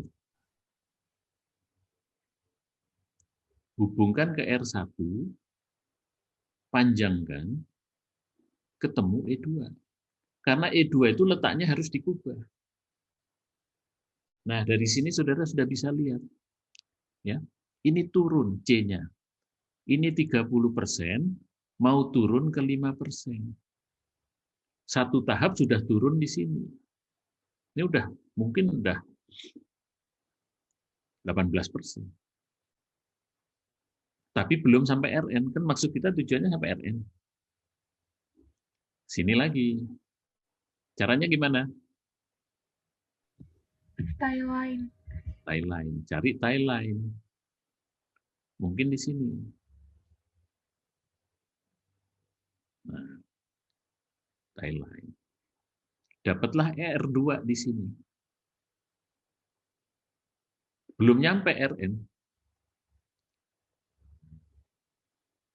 Berarti saya pakai ini lagi. Caranya gimana itu? Dari R2 untuk mencari E3 caranya gimana? Delta R lagi, Pak. Delta R lagi.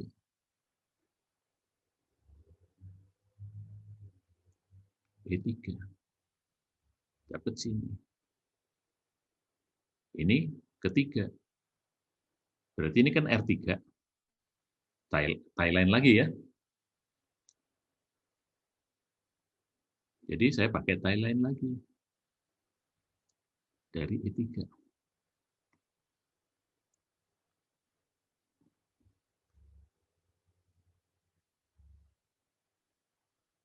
Nah, kalau pas itu kebetulan RN, tapi kalau nggak pas berarti lebih, nggak masalah. Jadi di sini R3 sudah terlampaui RN-nya. Berarti 2 tahap kurang, 3 tahap kelebihan. Kalau mau di teoritis ya 2, berapa tinggal jaraknya. Nah dari sini sekarang saudara bisa tahu bahwa jumlah tahapnya itu sekarang 3. Dibulatkan aja lah, nggak usah 2,5. Pak, izin bertanya, Pak. Ya, silakan. Mungkin nggak, Pak? Misalnya kita dapat nanti ini di sini ini E3, Pak. Terus pas kita tarik Thailandnya nyampe ke RN. Tapi kebetulan E3 ini beda titik. Maksudnya kalau ditarik garis ke ujung lagi beda titik dengan S-nya, Pak. Mungkin nggak, Pak? Kan S itu kan harusnya N+1. Oh, enggak masalah. Pokoknya kita sudah sampai di R, enggak masalah. Ya. Oke. Enggak masalah. Jadi yang penting kita tujuannya adalah RN. Cuman kita pengen jalan dari sini ke sini. Tapi nggak bisa, jalannya harus gini. Ya kan? Nah, tie line itu kesetimbangan. Ini kesetimbangan. Kesetimbangan itu hanya bisa kita rubah kalau kita ngerubah P dan T. Tapi ini, itu kita sebut garis operasi. Yang lewat delta R itu disebut garis operasi. Kenapa itu disebut garis operasi? Karena delta R ini bisa kita atur. Ngaturnya dengan apa? Ngaturnya dengan menggeser M. Ya. Tadi sudah saya sampaikan, ya. Ini mungkin saya tambahkan lagi.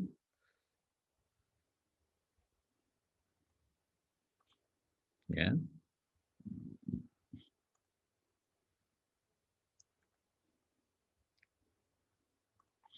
Ya, coba saya gambar di sini.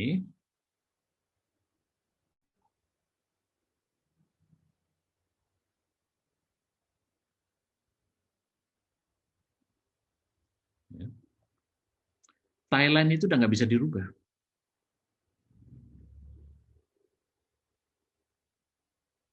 Kecuali kalau saudara merubah P dan T. Tapi kalau S di sini, F di sini, maka RN-nya di sini, ya. Saya pakai ini garis, mungkin supaya cepat aja ya. Ini S. Kalau M-nya di sini, maka E1 dapat di sini. Kemudian delta R-nya di mana? Delta R-nya, saya baris ini.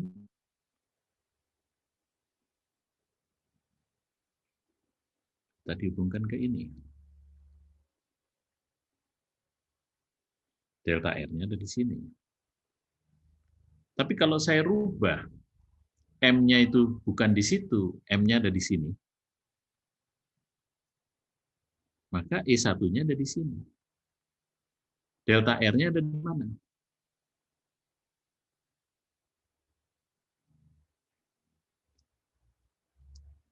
Di luar kertas. Jadi titik delta R itu bisa saya geser-geser ke sini dengan cara mengatur M. Makin M itu ke sana, delta R-nya makin ke sana. M makin ke sini, itu artinya apa?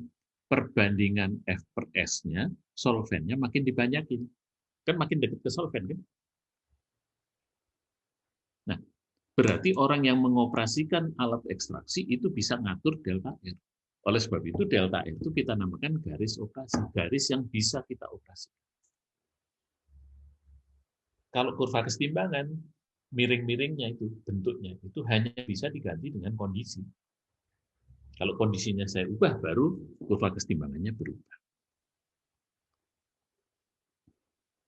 Jelas ya?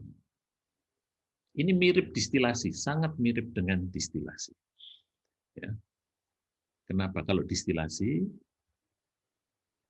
ya, turun, turun, naik, naik, ya. Ini dengan ini garis operasi. Ini dengan ini kurva kesetimbangan. Ini dengan ini garis operasi.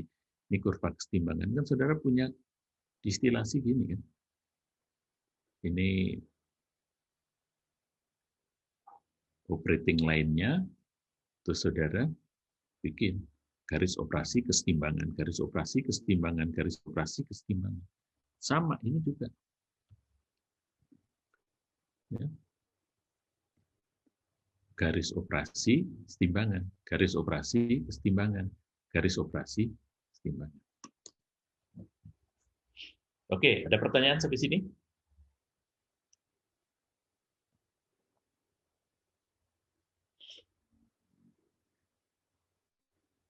Jelas?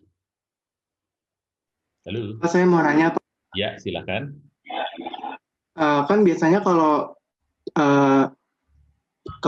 kita tarik garis dari RN ke S1 itu biasanya posisinya tuh di atas F-nya, fit-nya. Kalau misalnya nanti, misalnya si M-nya itu makin turun, berarti S1-nya kan bisa jadi sama kayak F ketinggiannya atau lebih bawah dari F.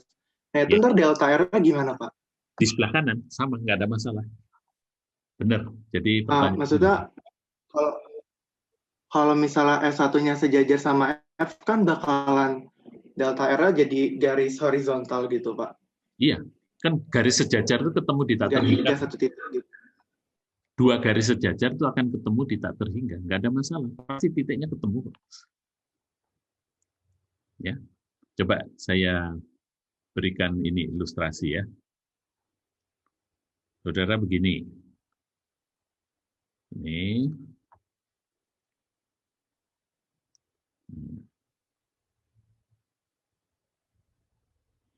Ya. F di sini. Sekarang saya pakai S-nya di sini ya. Murni nggak itu S-nya? Ini variasi supaya ini. S-nya di sini murni nggak? Tidak murni, Pak. Tidak murni, masih mengandung C ya. Nah, kan pasti gini. Kita punya gini. Kita punya gini. Ya. Sorry. Bagus nih pertanyaannya teman saudara, bagus nih. Bisa dipakai untuk kasus. Ya. Jadi silahkan bertanya yang banyak ya. Supaya mantap. Nah, ini begini. Ya.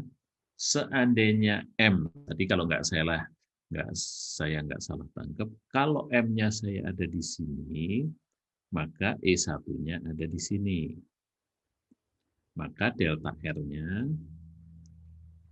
ini kurang pas, tapi kira-kira sinilah delta R-nya. Sekarang M-nya digeser. M-nya digeser, saudara mau M-nya di sini. Maka E1-nya ada di sini. Jadi E1 digandeng F, miring begini. Nah, miring begini. Delta R-nya ada di sini. Nggak ada masalah. Jadi sebetulnya ini, bahkan suatu saat, mungkin kalau M-nya di sini, M-nya di sini, ya, E-nya ada di sini, E1-nya ada di sini. Untuk M di sini, ini sejajar.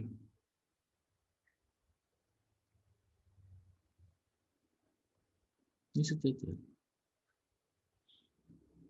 Nggak masalah. Delta R-nya ada di tak terhingga. Ya. Jadi ini mungkin saudara bisa cerita begini. Kalau awalnya M-nya ada di sini, ya, awalnya M-nya ada di sini, delta R-nya di sini. Kalau saya geser ke sini, dia menjauh. Menjauh, persis di sini, di tak terhingga. Kalau di sini, ternyata muncul dari tak terhingga, tapi tak terhingganya munculnya di sebelah kanan. Kanan muncul di sini, ternyata di sini dia muncul di sini. Kalau saya masukkan sini, dia ke sini. Jadi seolah-olah delta R itu mengelilingi bumi. Jadi ke sana muncul, terus nanti keluar gini. Jadi ini keliling dunia. Ya, saudara di Bandung sini, cek di sana itu apa itu negara apa nggak tahu saya. Ya. Jadi delta R-nya itu muter gitu ya. Nah itu di tak terhingga, di sini itu di tak terhingga. Oke. Jelas? Oke Pak, makasih Pak. Ya. Enggak, berarti mau menghubungkan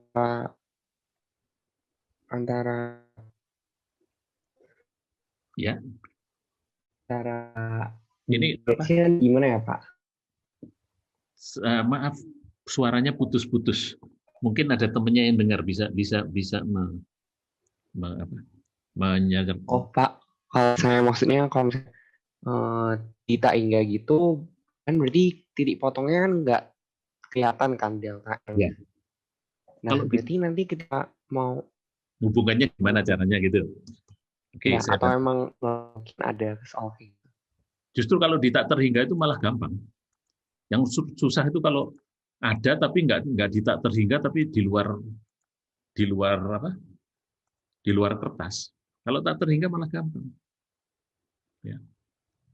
Misalnya ini. Ya, saya buat ini. Ini saya bikin ekstrim aja ya. S-nya di sini. Ini supaya gampang. RN-nya di sini. Ya. Fit-nya di sini.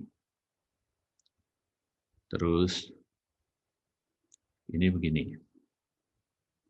Maaf, salah. Soalnya kalau gambar pakai Visio lebih lama.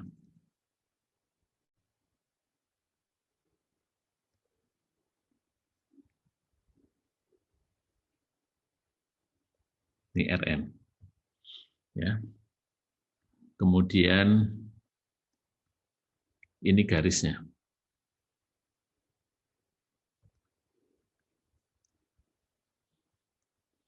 Kemudian ini garisnya juga. Ini sejajar. Ini E1. Ya. Jadi dari F menuju E1 ini, dapat E1 kan. Kemudian F menuju E1. Kemudian kita ke R1. Pakai tie line. Tie line. Ini tie line. Ketemu R1. Terus saya mau ke sana. Menuju ke E2. Garisnya tak terhingga. Ya gampang. Bikin sejajar aja dengan ini. Karena dua garis sejajar ini pasti ketemu dengan delta R di tak terhingga. Maka ini adalah E2. Nah, saya katakan kenapa sejajar ini makin gampang? Karena kita nggak usah nyari-nyari di mana itu titik titik temunya. Yang susah itu kalau sedikit miring. Ya, sedikit miring tuh gini.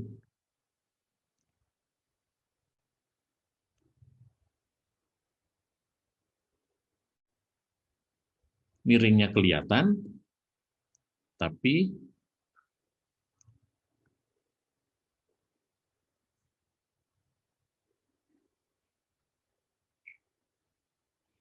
F-nya di sini, tapi gini. Ini E1. Ini jelas sejajar. Ini sedikit miring, kelihatan kok kasat mata ini miringnya. Kelihatan nggak miring? Nah, sekarang kalau ini R1, sekarang saya harus menghubungkan delta R supaya ke sini. Susah kan ya? Nah, ini caranya gimana? Seperti tadi, kita perkirakan ya perbandingan ini dengan ini itu sama dengan ini dengan ini. Ini yang lebih susah gitu. Kalau sejajar lebih gampang karena tinggal sejajar aja. Baik, ada pertanyaan?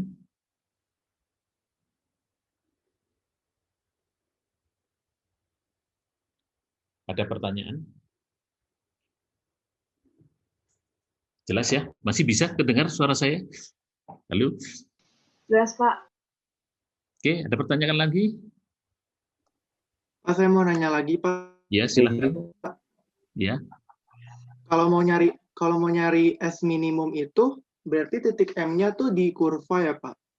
Nah, kalau mau cari S minimum belum. Tadinya saya mau ngejar tapi ini tinggal 10 enggak, sebetulnya udah lewat nih, udah 10.49. Tapi minggu depan aja lah.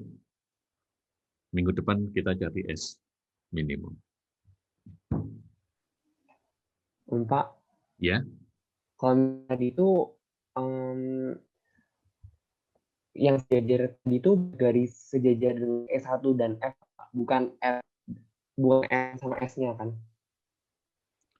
Kalau mau gini, jadi jangan kalau kita melakukan ini, kecuali kalau Anda ada luar kepala ya, boleh. Tapi saking seringnya nanti pasti luar kepala. Jadi jangan lupa, saudara ingat ini.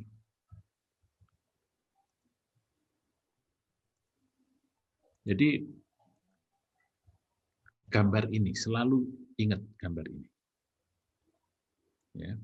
Yang namanya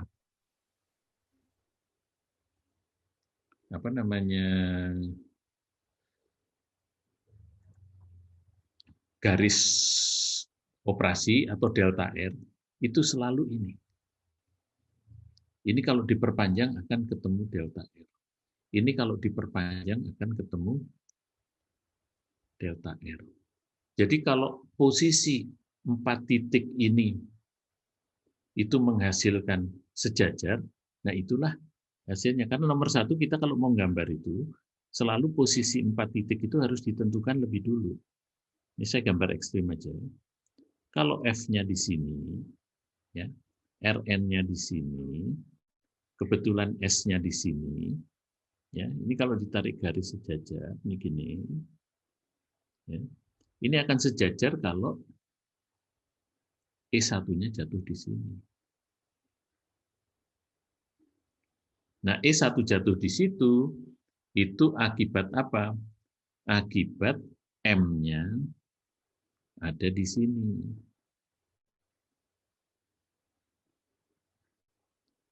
Siapa yang menentukan M? Yang menentukan M adalah jumlah S. Karena di dalam problem design, F per S itu bisa diatur. Tapi jumlah F itu sudah tertentu. Kalau saya mau desain, kan fitnya mesti harus tahu, misalnya fitnya 100 kg per menit. S-nya ini bisa kita atur-atur, bisa 100, bisa 50. Nah, itu menyebabkan titik M geser-geser, dan kemiringan garis ini berubah. Jadi kemiringan garis E1F itu bisa kita atur. Mau sejajar, mau landai ke kiri, atau mau landai ke kanan. Bisa. Oh iya Pak, terima Betul, kasih kan? Pak. Makanya Ya, itu Pak. namanya garis operasi gitu loh. Nah, kenapa kita selalu kuliah itu selalu dengan grafik? Karena grafik itu mengilustrasikan. Ya. Tapi nanti di dalam prakteknya saudara menghitungnya semua pakai Aspen HSys atau Aspen Plus, itu udah nggak kebayang. Tapi ilustrasi ini harus tetap melekat di pikiran kita. Oh, saya sedang menghitung ini. Oh, saya sedang menghitung ini. Ya, itu yang penting. Makanya grafik ini perlu dipahami. Karena logikanya itu nanti munculnya di sini. Oh, kalau ini saya tambahkan jadi gini. Kalian pakai HSys nggak? Waktu bikin ini? Atau pakai Aspen Plus waktu mengerjakan tugas?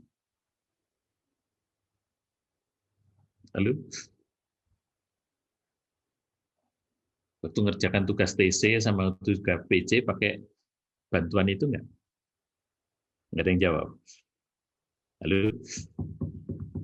Masa satu pun nggak ada yang jawab? Pak, pakai HSys. Pakai.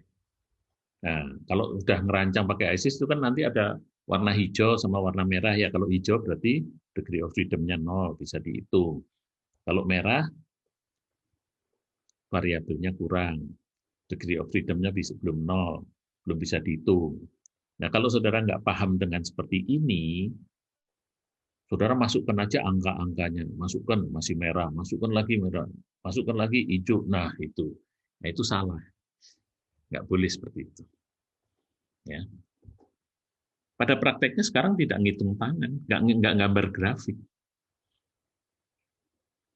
Tetapi ini adalah untuk membuat kita itu paham. Gitu. Ya. Jadi tahu mana yang harus dirubah, mana yang ini. Oke, kalau nggak ada lagi, kita ketemu minggu depan. Ya, waktunya sudah. Ya, silakan. Oh, satu lagi mungkin Pak. Ya, silakan. Kalau misalnya tile line-nya itu dia miringnya bukan kayak tadi Pak, cuma kesebalikannya. Jadi itu kayak gimana ya Pak ya? Apakah mungkin? Mungkin. Tidak ada masalah. Mungkin. Pokoknya ngitungnya itu harus tile line apa?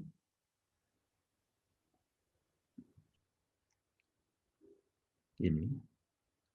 Ya, saya gambar aja ekstrim. Ya.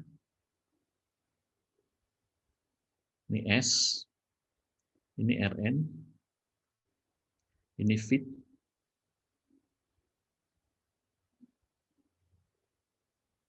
ini delta R, ya. Berarti ini E1, ya. Fit ke E1 lewat tile line, ini sudah lewat garis operasi. Fit ke E1 sudah, ini benar. Terus E1 ke R1 lewat tile line, cari tile line-nya. Saya gambar tile line-nya warna lain ya, warna hijau. Tile line-nya ini. Dapat R1. Kemudian saya hubungkan lagi ke delta R untuk dapat E2. Saya pakai merah. Untuk dapat E2. Hubungkan ini ke sana. Ini E2. Cara yang sama, cari timeline lagi, dapat R2. Yang penting, ini harus turun menuju ke sini. Pak, berarti kalau timeline-nya itu miring, yang timeline yang hijaunya itu bukan miring positif tapi negatif gitu, Pak, berarti nggak bisa ya, Pak, ya? Tidak menuju RN. Nah, itulah yang akan saya terangkan tadinya, tapi karena ini mungkin minggu depan kita, nah disitulah kita akan menentukan solvent minimum.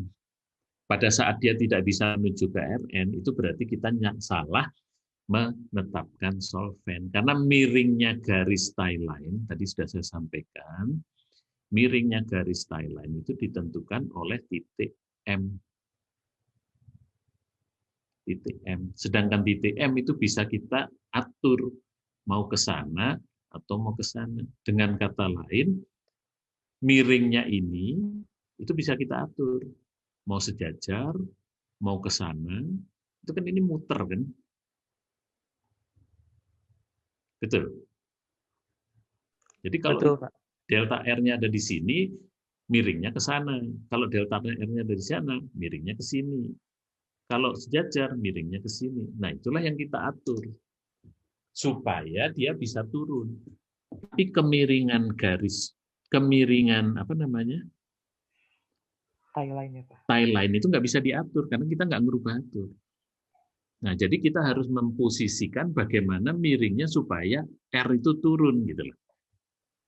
Nah, jadi dari sini saudara bisa membayangkan, bisa mengilustrasikan, oh berarti jumlah solvent itu sangat menentukan.